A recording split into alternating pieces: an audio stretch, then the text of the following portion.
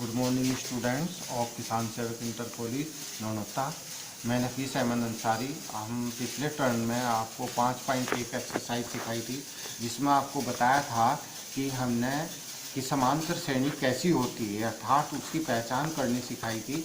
उसमें पहचान यही थी कि अगर सबका सारवंतर एक समान आ जाता है, अर्थात दूसरे पद में से पहला पद घटाएं, तीसरे में से दूसरा घटा कर देखो, चौथे में से तीसरा घटाएं और पाँचवें में से चौथा घटाएं, आठवें में से सातवां घटाएं। अगर सबका सारवंतर एक समान आ जाता है तो उस श्रेणी का नाम हम समांतर श्रेणी कहते हैं।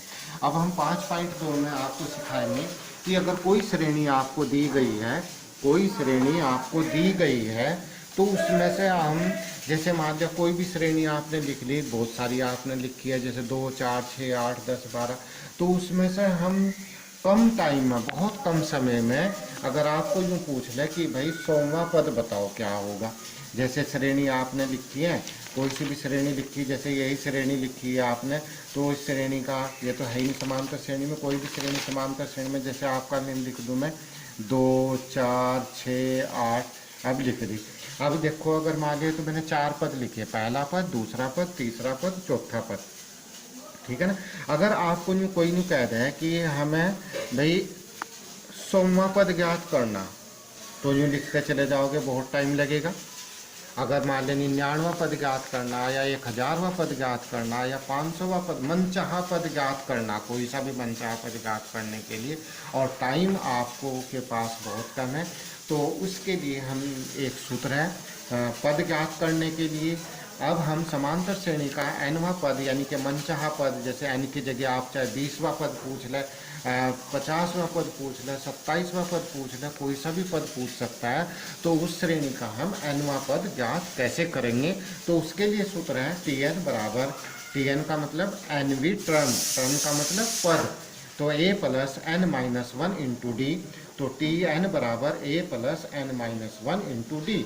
तो ए क्या हो गया, प्रथम पद हो गया, बी क्या हो गया, सारवंतर हो गया, एन क्या हो गया, पद की संख्या, और टी एन हो गया एनवा पद। ए क्या हो गया, प्रथम पद, देख लो दोबारा से, ए प्रथम पद। इस सूत्र में 1, 2, 3, 4 बातें हैं, चारों की चारों में से कोई 3 देगा तो मैं चौथी निकलवाएगा।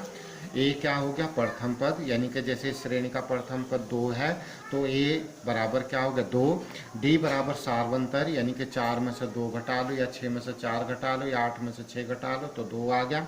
एन ये हो गया, जैसे मान लिया आपको ये पूछ लिया कि 12वां पद ज्ञात करें श्रेणी का, तो एन का मान वो हो गया पद की संख्या, जो पद आपको कहा जाएगा कि 12वां पद या 14वां पद या 17वां पद, तो और टी एन क्या हो गया, एनवां पद। वो 12वां पद जो निकल का आएगा उसे हम कहेंगे एनवां पद।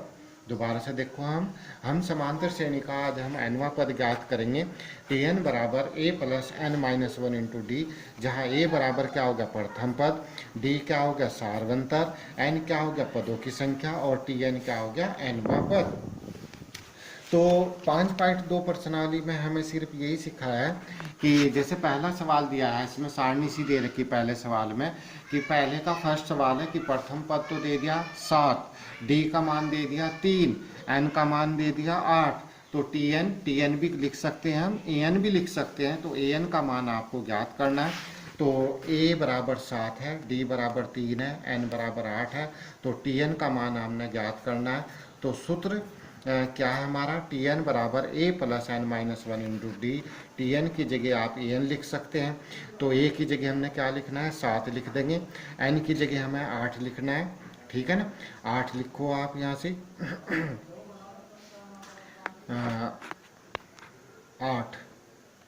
8 लिख दिया हमने, और डी की जगह आपका आ गया 3, ठीक है ना। तो हाँ जी, तो ये हो गया 8 में से 1 गया 7, दोबारा कर सकते हैं। ए एन बराबर कितने हो गए, 7, और 7 गुणा 3, तो 7 प्लस 21 यानी कि 28, यानी कि उसका 8वां पद जो है 28 होगा। अगर ऐसी श्रेणी है, फिर दोबारा से देखो, जिसका प्रथम पद तो 7 है और सारवंतर 3 है, तो 8वां पद आपको ज्ञात करना है। तो टी एन बराबर A plus N minus 1 into D. तो ए की जगह हमने लिख दिया 7, एन की जगह 8 और डी की जगह 3। तो 8 में से एक गया 7, तो 7 गुणा 3 यानी कि 7 × 21 और 7 × 28।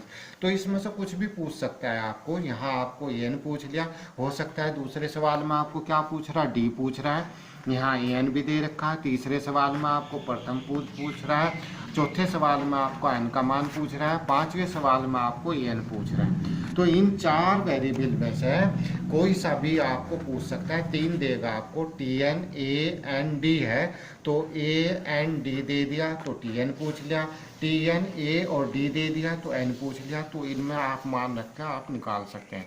जैसे आपका थर्ड सवाल भी देखो आप, एक थर्ड सवाल दे रखा आपको कि प्रथम पद आपको ज्ञात करना है और डी का मान, पहले का थर्ड, डी का मान कितना होगा -3, एन बराबर 18 और एन का मान दे दिया 5 दे दिया। क्या यहाँ से है ना, ए एन बराबर 5 माइनस का 5 है भाई, ये गलती हो गया है। तो टी एन बराबर A plus N minus 1 into D, तो यहाँ -5 लिख दें आप यहाँ से। तो टी एन की जगह क्या हो गया -5, ए की जगह आपको ये ज्ञात ही करना है, डी का मान हो गया 3 और एन की जगह हो गया 18। ठीक है ना, तो ये हो गया आपका। तो 18 में से एक गया 17, 17 किया 51, ठीक है ना। और ये हो गया आपका भाई ए बराबर तो ये है ही, और ये 51 इधर गया, तो कितने बच गए हो, माइनस का तो 5 था ही, और माइनस के कितने हो गए 51, तो माइनस के कितने हो गए 56 हो गया। ठीक है ना। तो वही बात है कि इस सूत्र का पहले अच्छी तरीके से ज्ञान लेना है कि इस सूत्र में 4 संख्याएं हैं, टी एन, ए एन और डी। डी क्या हो गया सार्वंतर, एन क्या हो गया पद की संख्या, ए क्या हो गया प्रथम पद और टी एन हो गया पद का मान। ठीक है ना। जैसे आपका दूसरा सवाल है, इसमें से निम्नलिखित में से सही उत्तर चुनिए। तो इसमें क्या कहा, 30वां पद ज्ञात करना है आपको।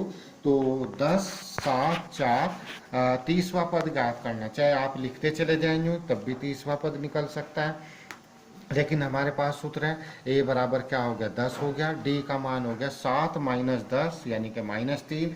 तो टी एन बराबर A plus N minus 1 into D सूत्र से। तो टी एन बराबर यानी कि एन की जगह क्या लिखेंगे हम भाई 30, और ए बराबर हो गया आपका 10 और डी बराबर हो गया -3। तो 30 में से एक गया 29, -3 यानी कि 87, तो ये हो गया -77। ठीक है, यानी कि इस श्रेणी का जो 30वें नंबर पर जो संख्या आएगी वो -77 आएगी। समझ में आ गया। दोबारा से देखो, यही बात है, बस इसमें से ये एक पहला पर तो 10 दे दिया, डी का मान -3, एन बराबर 30वां पद आपको ज्ञात करना, तो हमारे पास सूत्र है। तो इसमें 30वें नंबर पर जो संख्या आती है वो -77 आएगी, ऐसा